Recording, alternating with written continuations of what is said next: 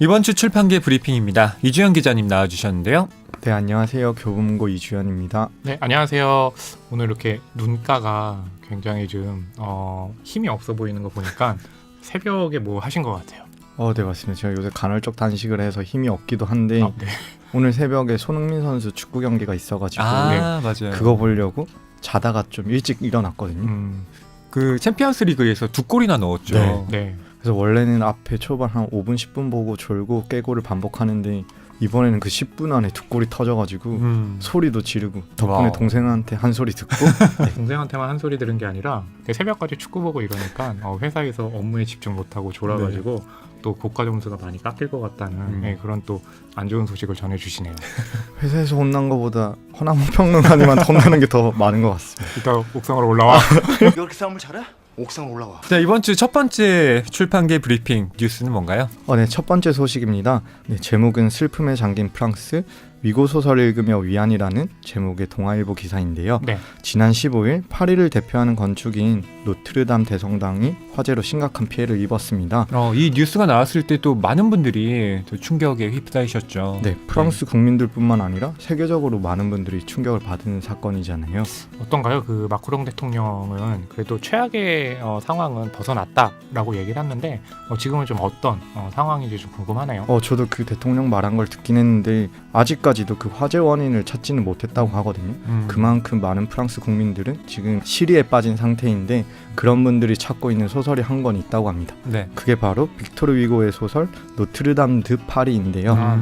이 책은 인터넷 서점이 아마존 프랑스에서 도서 베스트셀러 1위를 기록하고 있습니다. 안 그래도 이제 파리를 여행하게 되면 노틀담 대성당을 첫 번째로 가는 그런 여행객들이 굉장히 많은데 그것은 굉장히 좀 랜드마크이기도 하지만 지금 말씀하신 것처럼 빅토르 위고의 소설이 전 세계에 끼친 파급력이 대단하잖아요. 네, 맞습니다. 이 작품 노틀담의 꼽추로 기억하는 분들도 많고요. 영화로 나왔었죠. 네네. 사실 근데 이 작품이 이렇게 베스트셀러에 진입하게 된 이유가 그 대성당을 모델로 하기도 했지만 비슷한 역사적 사건이 하나가 있거든요. 이제 1789년 프랑스 대혁명 이후 대성당이 크게 훼손이 돼서 창고로 이제 방치되고 있었다고 합니다. 그러다가 19세기에 대대적으로 복원이 되는데 이때 큰 힘을 실어준 게 빅토르 위고의 소설이었다고 해요. 이 소설을 통해서 이 대성당을 다시 복구해야 된다라는 여론이 일어난 거였거든요. 어떻게 보면 지금이랑 많이 비슷한 상황인 것도 같아서 이번 화재로 인해서 마크롱 대통령이 국제적인 모금 사업을 시작하겠다라는 발표를 했었는데요. 아마 이 소설이 한 번 더 힘을 실어주지 않을까 싶습니다. 저는 그 남대문이 불탔던 기억 아직도 좀 생생하거든요. 그때 참 마음이 아팠는데 노트르담 대성당을 또 보면서 같은 좀 착잡한 마음이 듭니다. 빨리 복구가 됐으면 좋겠네요. 자, 두 번째 소식은 뭘까요? 네, 두 번째 소식은 조금 밝은 소식인데요. 새로운 출판 형태와 관련된 기사입니다. 제목은 북펀딩 서점가를 흔들다라는 제목의 헤럴드 경제 기사입니다. 네. 내 이야기를 쓰고 싶은 사람들이 늘어나면서 한때 이제 독립 출판이 유행했던 적이 있잖아요. 당시 자가 출판 프로젝트를 하는 분들이 찾는 사이트가 있었는데 크라우드 펀딩 사이트였거든요. 대표적으로 텀블벅이 있죠. 근데 꼭 책이 아니더라도 영화나 음반까지 이렇게 예술 전반에 대한 지원을 개인이 하는 시스템이었는데요. 네. 이제 그곳에 대형 출판사까지 참여하고 있는 상황입니다. 그렇군요. 사실 그건 진짜 돈을 받기 위해서라기보다는 홍보의 목적이 있는 게 아닐까요? 네, 맞습니다. 약간 두 가지 목적이 있을 수 있는데 일단 그렇게 덕후분들이라고 하죠. 그분들의 시선을 끈다는 마케팅적인 시선이 하나가 있고 그 서점가에서 예약 판매라는 시스템이 있거든요. 책을 찍기 전에 어느 정도의 수요가 있는지 약간 미리 한번 테스트해보는 개념인데 어떻게 보면 이 텀블벅 아니면 이렇게 크라우드 펀딩 사이트에서 이제 책을 출판하는 게 예약 판매와 비슷한 미리 수요를 한번 조사하는 효과가 있는 것 같아서 출판사들이 많이 참여하는 것 같긴 합니다. 그 펀딩을 통해 가지고 비평 월간지를 만드는 경우들도 있어요. 그래서 필로 같은 경우 있잖아요. 네, 그래서 정성일 평론가, 허문영 평론가 그렇죠. 등등이 참여하고 있죠. 그 필로 같은 잡지도 펀딩을 통해 가지고 매달 이제 비평을 전문적으로 담는 그런 잡지를 통해 가지고 또 나와서 많은 사람들이 찾고 있기도 합니다.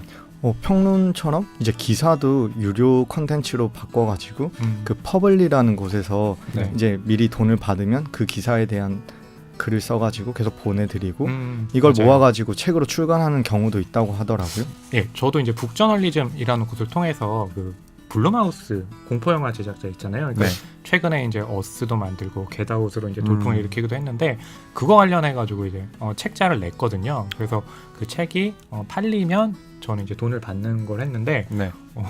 너무 안 팔려가지고요. 1분기 같은 경우는 3부밖에 안 팔려서 아이고. 네, 2분기에 합산해서 주겠다라고 했던 아픈 기억이 나네요. 아, 세부요. 그 세부를 또 누가 구매하셨는지 그것도 궁금하긴 하네요. 아무래도 제 지인이 그 중에 좀 상당수겠죠? 상당수요? 네. 설마 세분 다? 네. 씨도 좀 구입해주시고 네. 이주영 기자님도 좀 구입해주시고. 저는 가족들한테 한 부씩 뿌리겠습니다. 아, 네, 그것도 굉장히 좋네요.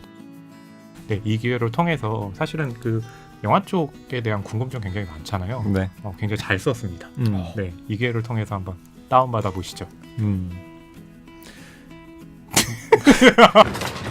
옥상 올라와. 저는 크라우드 펀딩을 좀 사용해서 낭만서점 지금까지의 회차를 좀 정리하는 그 책을 좀 내보면 어떨까. 꼭 저도 참여시켜 주세요. 그럼요. 저는 그 낭만서점의 특별 부록으로 허남웅 유머집. 예. 네. 허남 평론가님이 이렇게 툭툭 던진 그런 말들을 또 정리해서 따로 네. 좀 따로. 모아둔다면 예, 사람들이 그걸 또 구매하지 않을까 싶기도 하고요. 일부러 선을 긋는 거. 그러니까요. 허위 평론가님에게 저라는 존재는 일종의 별책 부록 같은 그런 존재였군요.